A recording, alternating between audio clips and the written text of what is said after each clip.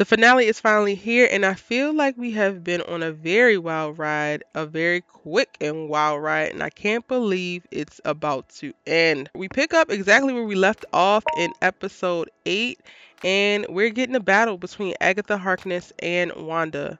We quickly learn that Wanda is at a disadvantage and Agatha can absorb or take other people's or spiritual beings' powers, but I don't really know if it's all that simple. I think part of the issue with Wanda is that she is out of sorts in this episode. And not the fake Vision appearing. Harpo, who is this uncooked chicken wing version of Vision? Absolutely not. Director Hayward must be stopped. Yeah, we literally start the episode off with back-to-back mini battles. A mini battle between Wanda and Agatha, and a mini battle between Now Vision and Fake Vision. Agatha has Monica trapped with fake Pietro in his little attic-looking room.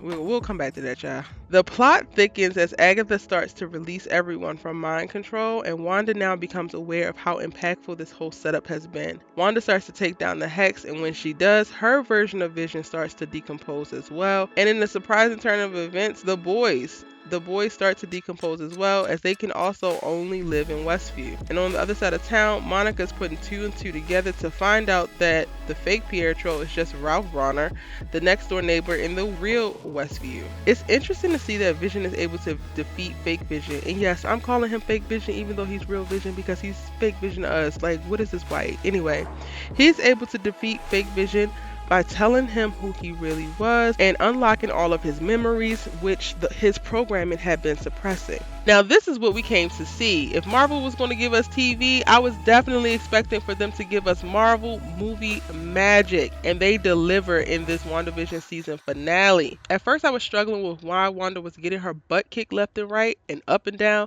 but Sis came through in the clutch, and she uses the same spell that Agatha used to kidnap her in the house and put it up in the Hex. This neutralizes Agatha's powers and allows for Wanda to strip her completely of her powers and return her back to her role of Agnes, the nosy neighbor. We get a big reveal of the Scarlet Witch, which she says that she's known about the entire time, but at this point I'm not really sure what Wanda knows or what she doesn't know, because she keeps going in and out of confusion, anger, grief, wanting to save people, wanting to keep people.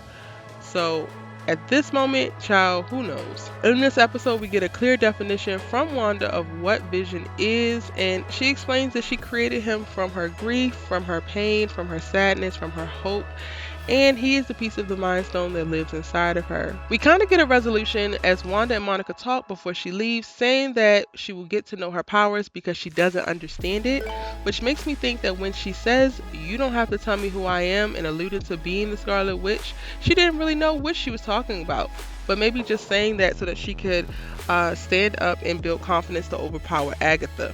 Wanda makes the prison for Agatha as Westview, but I really don't know if it's going to hold up and if she's going to be able to walk away from Westview, leave Agatha there, still function in that same space. The post-credit scenes is a jumping off point for Monica as we see her get cornered by one of her mom's friends, an alien, who seems as though she's going to take Monica into outer space to meet with someone very important. And this is where we get a cliffhanger for what we may see in next season, or what we are going to see when Monica starts to cross over into other Marvel series and content, because this is definitely not the last that we've seen of Monica Rambeau. The second post-credit scene really confused me, as I was not sure why we saw the body of Wanda living regular, drinking tea, and then when we go into her bedroom, you see a vision of her reading the Master Witch's book in her Scarlet Witch costume. So y'all tell me in the comment section below, what is that all about? What does that mean? What should we be walking away with after watching that portion of this episode?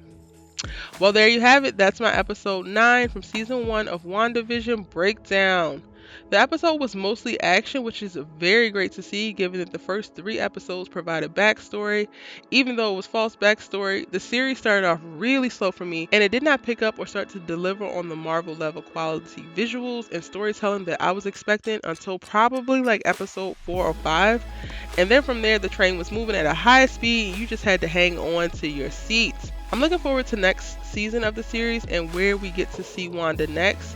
We'll see a ton of crossover between the characters within Marvel as it continues to expand the world and introduce new characters, as well as give series to those that we typically see in the films. So I am looking forward to what is next. I'm your host, Erica Vane. You can catch up on all of my WandaVision breakdowns in my WandaVision playlist, or you can explore other series that you might not know about but are just as great on my channel. I'm currently covering All American, Snowfall, and Queen Sugar, all of which are phenomenal drama series, so you should check it out. Make sure that you hit subscribe before you leave this video and give me a like, and I'll see you in the next one. Bye.